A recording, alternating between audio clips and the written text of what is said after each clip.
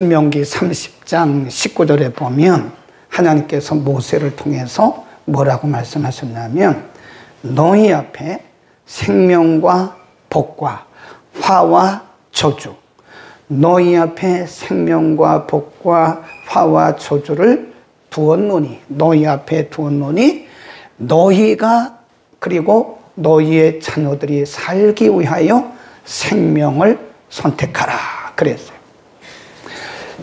하나님께서는 우리 앞에 굉장히 많은 은혜와 복들을 다 예비해 놓으셨습니다. 근데 그거는 모든 사람들에게 다 오픈됐지만 아무나 다 가져가는 건 아니에요. 그건 우리의 선택입니다. 우리가 어떤 것을 선택하느냐에 따라서 축복이 우리의 것이 될 수 있고 또 생명이 우리의 것이 될 수 있고 아니면 나하고는 전혀 상관이 없는 우리가 그걸 뭐라고요? 그림 속의 떡이다. 화중지병 그러잖아요. 성경에 하나님께서 우리들을 위해서 예비해 놓으신 그리고 하나님께서 약속해 놓으신 굉장히 풍성한 은혜들이 있다는 거예요. 그런데 만일 우리가 거기에 합당한 삶을 살지 못한다면 그것은 우리하고는 아무런 상관이 없는 겁니다. 그래서 신명기 30장 19절에 너희 앞에 생명과 그리고 생명과 복과 화와 저주를 너희 앞에 두었노니 너희가 살기 위하여 뭘 하고요? 생명을 택하라. 선택. 그 잠언이라는 게 그거예요. 잠언에 보면 우리가 어떻게 하면 하나님께서 예비하시고 준비해 놓으신 그 무궁무진하신 하나님의 은혜와 축복을 누릴 수 있는가? 그 지혜를 주신 거 지혜. 이 세상은 힘 있는 사람이 승리하는 게 아니에요. 힘이 없고 체구가 작아도 지혜 있는 사람이 세상을 끌어가더라고. 그 지혜가 어디에 있느냐? 잠언에 있다. 오늘 여러 가지를 좀 말씀드릴 텐데요. 1절입니다. 13장 1절. 시작. 지혜로운 아들은 아비의 훈계를 들으나 거만한 자는 꾸지람을 즐겨듣지 아니하느니라. 이제 사람 관계로 했는데 사실은 하나님께서 우리에게 주시는 그 꾸지람, 때로는 책망의 말씀들이 있잖아요. 성경에 보면 두 가지의 어떤 것은 하라, 두, 어떤 것은 하지 마라, do not 그랬다고요. 그러니까 하라고 하는 것은 해야 돼요. 그게 순종입니다. 하지 말라고 하는 것은 하지 말아야 돼요. 그런데 우리 속에 죄성이 있기 때문에 하라고 한 것은 안 해요. 하지 말라고 한 것은 한다고요. 그게 바로 죄성이 우리 가운데 있기 때문에 그런 거예요. 그걸 안 듣는다는 거예요. 네. 지혜로운 사람은 하나님께서 말씀하신 것을 듣는다는 겁니다. 그러나 어리석은 사람은 그 말씀을 듣지 않는다는 거죠. 성경에 들어라, 들어라, 들어라. 이 말씀이 구약과 신약에 수없이 나옵니다. 네, 들어라.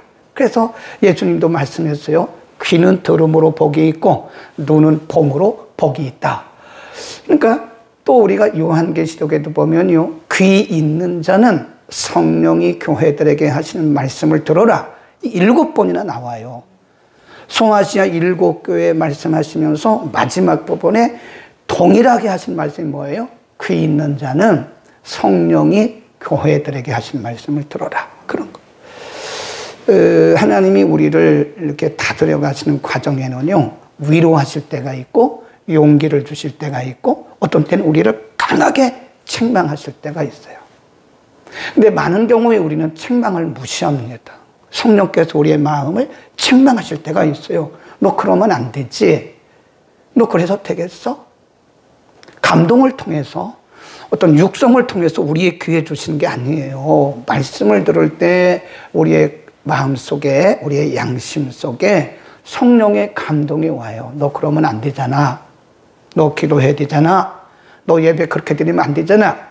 너 기도를 그렇게 하면 안 되잖아. 때로 그렇게 책망하실 때가 있어요. 그렇죠? 여러분 그런 책망 들어보셨어요? 들을 수 있어야 됩니다.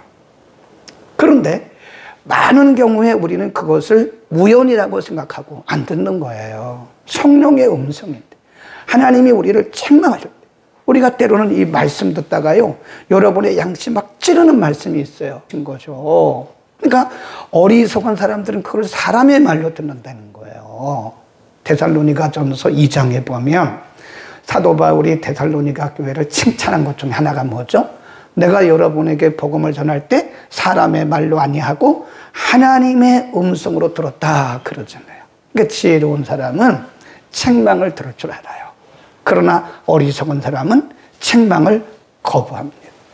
그 다음에 2절 3절로 갑니다. 사람은 입의 열매로 인하여 복록을 누리거니와 마음이 괴사한 자는 강포를 당하느니라. 입을 지키는 자는 그 생명을 보존하나 입술을 크게 벌리는 자에게는 2절과 3절이 연결됐어요. 어떻게 연결됐느냐? 2절에 뭐라 그랬어요? 사람은 입의 열매로 인하여 복록을 누린다. 3절, 입을 지키는 자는 생명을 보존하지만 입술을 크게 벌리는 자에게는 멸망이 있다. 그러니까 사람이 죽고 사는 것이 복과 화를 누리는 것이 우리 입술에서 나온다 이거예요. 에? 하나님이 우리 입술에서 나오는 말들을 다 듣고 계십니다. 그래서 우리가 부정적인 얘기를 하면요, 부정적인 일들이 다 생깁니다. 진짜로. 안 돼, 못해, 죽겠어. 그러면 그런 일들만 생겨요. 네.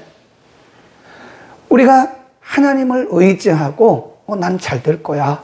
나는 하나님께서 기뻐하실 거야. 하나님은 나를 복 주실 거야.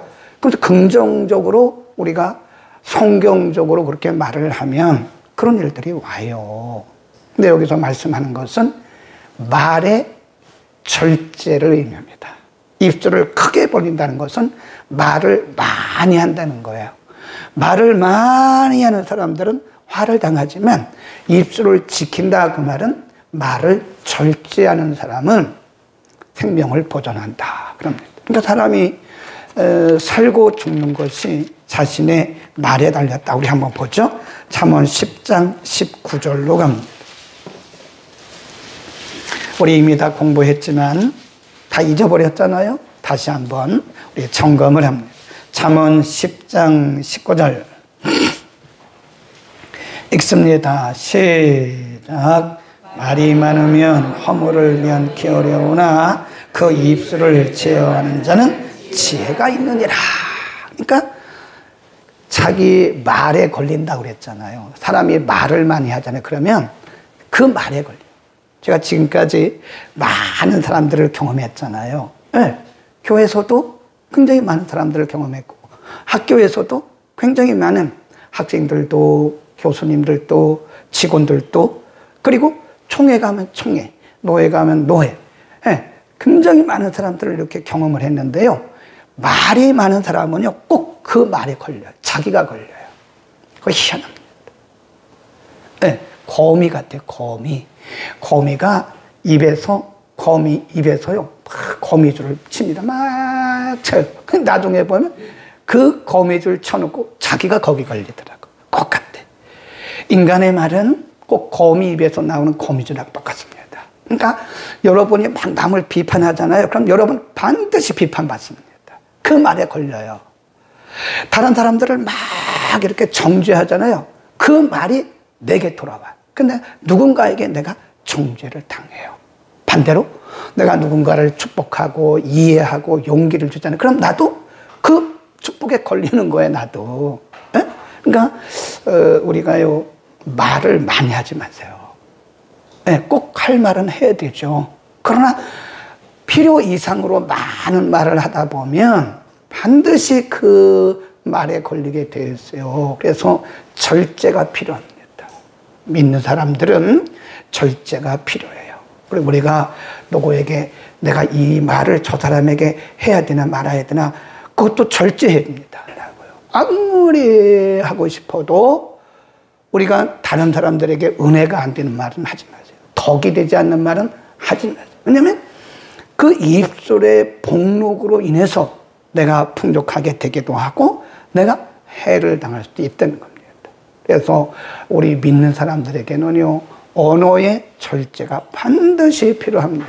아무리 말하고 싶어도요, 여기까지만 하고 그냥 밀어놓으세요. 그냥 절제하라고, 절제. 하고 싶다고 다 했다가는 큰일 납니다.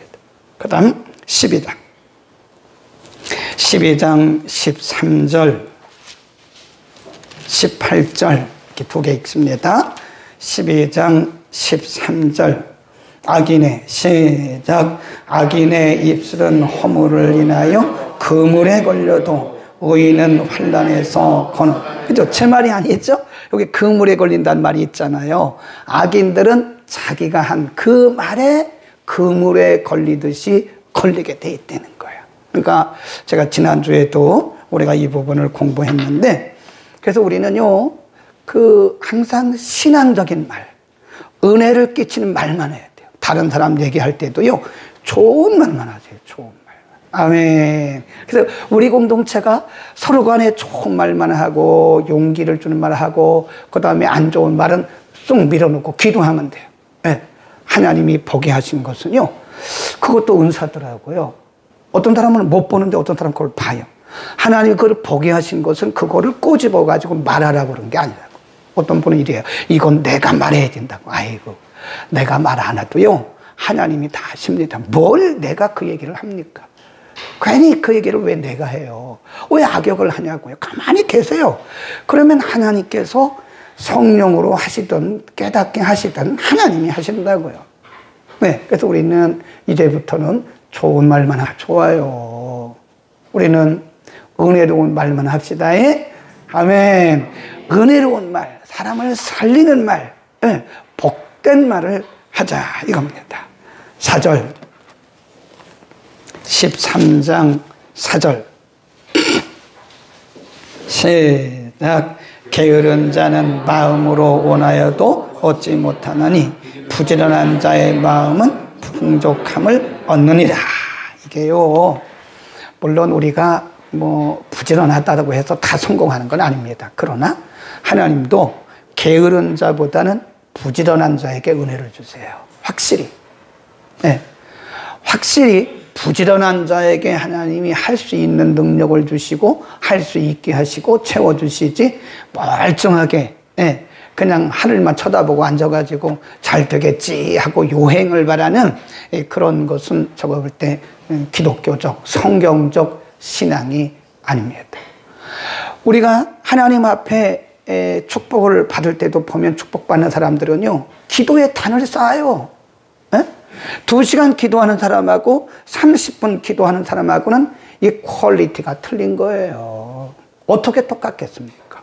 하루에 2시간, 3시간 기도하는 사람하고 하루에 30분도 기도 안 하는 사람하고, 성경을 하루에 꾸준히 5장씩 10장씩 묵상하는 사람하고 하루가 가도 한 장도 묵상하지 않는 사람하고 어떻게 그 영성이 똑같아요? 다르죠. 그건 당연히 다른 겁니다.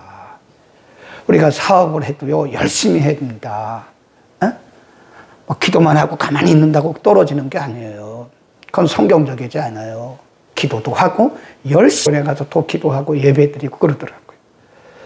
그렇게 열심히 있게 부지런한 자들에게는 하나님께서 그 열심에 합당하는 하나님의 은혜를 주시더라고요. 그러니까 게으른 사람들에게는 그런 은혜가 임해겠네요. 이 신앙생활도 부지런해야 돼요. 자, 우리 로마서로 갑니다. 로마서 12장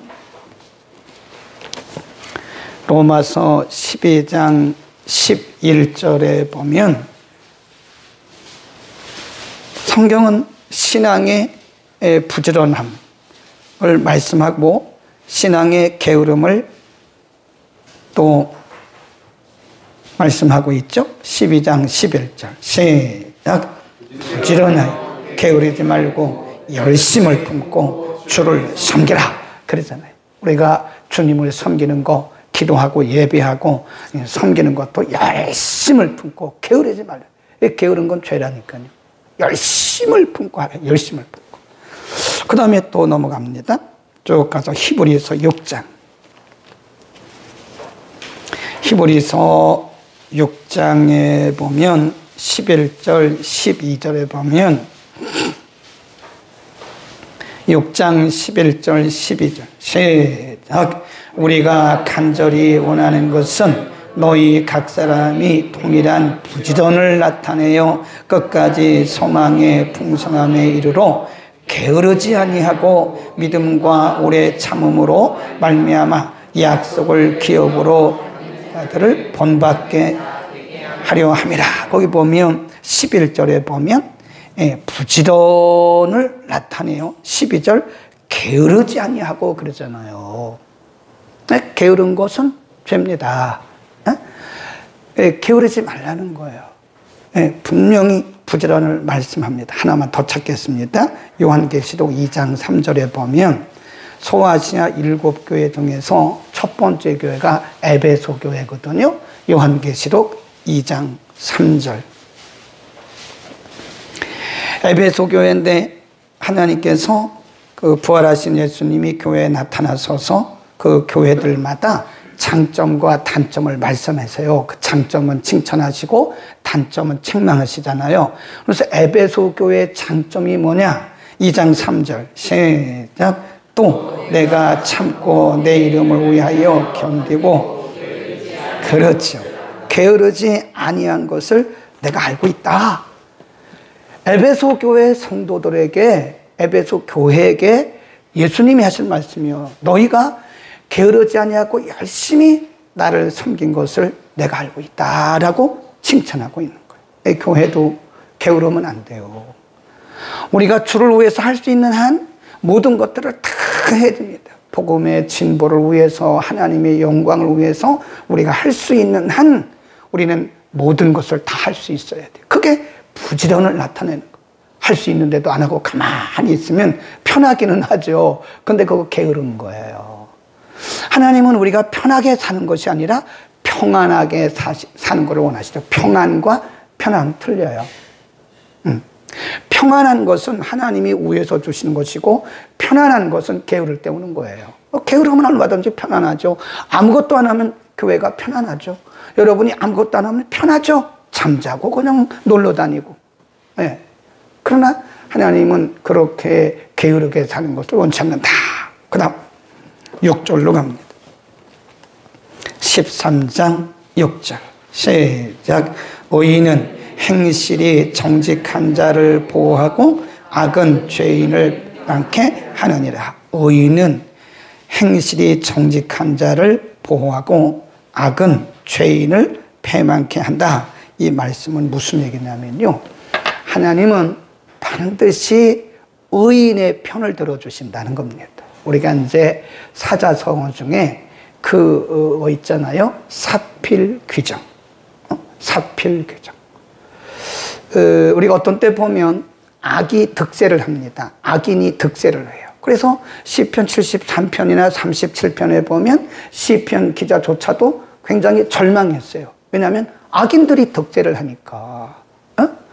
거짓말하고 사기치고 불의와 불법을 행한 사람들이 잘 살고 잘 먹고 부자 되고, 그런데 하나님의 말씀대로 정직하게 사는 사람들은 어렵다 이거예요. 그러니까 일시적으로 시편의 기자가 뭐 했어요? 낙심했어요. 그런데 조금 있다가 깨달았어요. 어디에서? 성전에서. 그래서 말씀하기를 악인은 풀같이 성장하지만 반드시 쇠잔한다. 이게 그 말씀입니다. 하나님은 반드시 의인 편을 들어주세요. 그러니까 때로는 우리가 이 세상을 바라보면 굉장히 낙심될 때가 있어요. 네. 의인들이 왜 이렇게 힘들고 악인들은 뭐 이렇게 잘 되는 거야? 네? 왜 이렇게 불법을 행하는 사람들은 저렇게 잘 먹고 잘 살고 하나님 말씀대로 기도하고 사는 사람들은 왜 이렇게 어려운 거야? 때로는 그런 생각이 들 때가 있어요. 그런데 조금만 기다리세요. 조금만 기다리시면 하나님은 반드시 의인에게 승리를 주십니다. 우리는 성경을 믿고 있는 거 아니겠습니까? 7절입니다. 시작. 스스로 부한 채 하여도 아무것도 없는 있고 스스로 가난한 채 하여도 재물이 많은 자가 있느니라. 전에 한번 말씀드렸잖아요. 이 우리 동양 그 오리엔탈 컬처, 이 동양의 문화라고 하는 것은요, 무슨 문화냐면 체면 문화예요. 체면 문화. 우리 한국 사람들은요, 곧 죽어도 체면을 지킵니다. 예의적인 것도 있긴 하지만 여기서 말씀하는 것은 어떤 사람들은 겉보기는 굉장히 부자 같아요. 근데 속이 없어요. 속이 텅 빈 봉갈빵하고 똑같다는 거예요. 겉은 멀쩡한데 속은 속빈 강정이라 그러잖아요. 근데 어떤 사람들은 굉장히 수수한데 사실 이 사람은 내실이 있는 사람이에요. 그러니까 성경이 우리에게 뭘 말씀하냐면 허세를 부리지 말라는 거예요. 허세. 그냥 하나님이 내게 주신 대로 사는 거 정말 내실이 있어. 네. 옛날에 저 아세나 준학대학원의 루스 에스나우어라고 하는 미국인 교수가 있어요. 지금은 아마 90이 넘어서 돌아가셨는지 모르겠는데 이분은 아주 외국인들의 어머니예요. 그래서 다 외국인들이 이분을 마더 그래요. 근데 이분이 26살인가에 한국으로 왔어요. 그리고 평생을 한국에서 그렇게 선교사로 교수로 사는 분인데 이분은 자기 신발도 별로 없어요. 그리고 자기 옷도 별로 없어요. 다 얻어 입는 거예요. 그러면 이분이 정교수인데, 전임 정교수인데 급여가 뭐 그렇게 적은가요? 그건 아니라고요. 근데 그것을 다 외국인들의 대모로서 그 급여는 뭐 거의 3분의 2는 다 어려운 저 아프리카나 인도에서 온 학생들이 장학금으로 다 주는 거예요. 그리고 자기는 교회 가가지고 옷도 신어요. 교회 가면 광고를 해달라고. 우리 교회도 여러 번 오셨었어요. 목사님에게 광고해달라고 그래. 내 발이, 우리로 하면 예를 들어서 255mm인데 255mm짜리 신발 안 신는 거 있는 분들은 좀 가져다 주세요. 그리고 다음 주에 오세요. 그러면 그거 갖다 그거 신고 다니고요. 옷도 그냥 그렇게 다 얻어 입고 그럽니다. 그러니까 그 내실 있게 사는 게 좋아요. 그냥 겉으로는 뭐가 있는 것 같은데 실제로 보면 속은 없어. 이런 것보다는 차라리 남들이 볼 때 겉으로 없는 것 같은데 저 사람은 내실이 있어. 이렇게 내실 있게 살자 이겁니다. 7절이 그 말씀입니다. 그 다음 9절 13장 9절 시작. 의인의 빛은 환하게 빛나고 악인의 등불은 꺼지느니라. 이게 악인의 등불이란 말은요 후대를 말합니다. 후대. 악인의 후대는 끝난다 그런 뜻이에요. 의인의 빛은 환하게 빛나고, 그 말은 의인은 하나님께서 가면 갈수록 번창하게 하시고 악인은 그 대뿐만 아니라 후대까지 끊어진다는, 그 후대까지 하나님께서 끊어버리신다 그런 의미입니다. 미래가 없다는 거죠. 말씀대로 살고 하나님 뜻대로 살고 순종하고 살고 하나님을 경외하고 살면 하나님께서 돋는 햇빛처럼 점점 이렇게 풍성하게 하시지만 하나님을 무시하고 하나님을 경외하지도 않고 말씀대로 살지 않고 이러면 지금 뭐가 있는 것 같지만 점점 쇠해요. 우리가 볼 수 있잖아요. 다윗과 사울이 그 예가 되잖아요. 성경이 뭐라고 그래요? 다윗을 따르는 자는 만만이요 사울을 따르는 자는 천천히더라. 그러니까 다윗은 점점 흥하고 사울은 점점 쇠하였더라. 성경이 말씀하잖아요. 그러니까 다윗은 말씀대로 사는 자의 표상이고 사울은 하나님을 떠난 자의 표상이다. 이렇게 보시면 됩니다. 마지막 10절 13장 10절 시작. 망령 그렇죠. 10절에 보면 교만에서는 다툼이 일어날 뿐이라 권면을 듣는 자는 지혜가 있느니라. 근데 이제 교만한 애는 왜 다툼이 일어나냐면 교만한 사람은 남의 말을 안 들어요. 그러니까 다툼이 일어나요. 다툼. 그러나 지혜로운 사람은 그렇지 않죠. 지혜로운 사람은 남의 말을 듣잖아요. 교만한 사람은 자기 말이 다 맞고 자기 생각이 맞고 자기가 제일이라고, 그게 교만이에요. 내 말이 뭘 다 맞습니까? 내 말이 틀리죠. 내가 기준 아니잖아요. 그런데 어떤 사람은 절대로 남의 말을 안 들어요. 자기 말이 다 맞다는 거예요.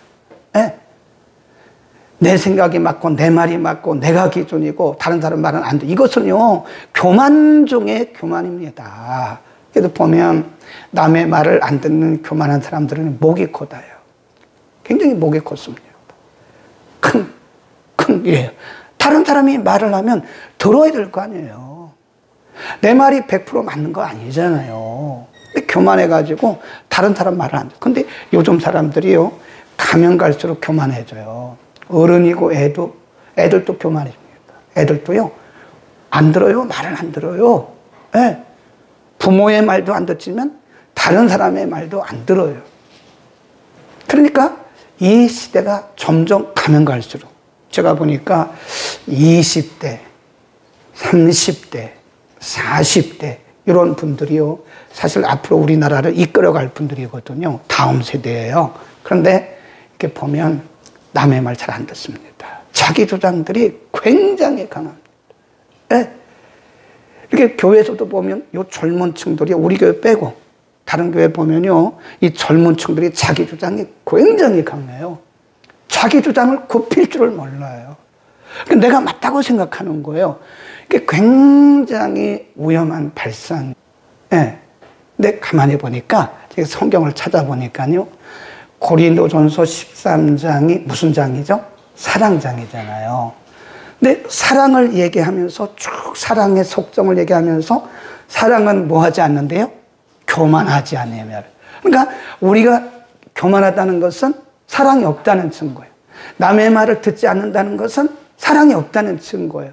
거기만 찾고 마치겠습니다. 고린도전서 13장. 우리가 남의 말을 듣지 않고 교만한 것은 사랑이 없다는 증거입니다. 사랑에 대해서 쭉 얘기를 해요. 13장 4절부터. 사랑은 오래 참고, 이렇게 나가잖아요. 4절 시작. 사랑은 오래 참고, 사랑은 온유하며 토기하는 자가 되지 아니하며, 사랑은 자랑하지 아니하며 교만하지 않아요. 그렇죠? 네, 사랑은 교만하지 않다는 거예요. 그러니까 우리가 교만하다는 것은 내가 사랑이 없다는 증거예요, 그게. 그래서 우리는 이 사랑을 구해야 됩니다. 하나님, 교만하지 않을 수 있도록 다른 사람의 말도 좀 잘 경청하고, 심지어는 나보다 나이가 어린 사람일지라도 잘 경청해주고, 그게 얼마나 겸손한 거겠어요. 기도하겠습니다.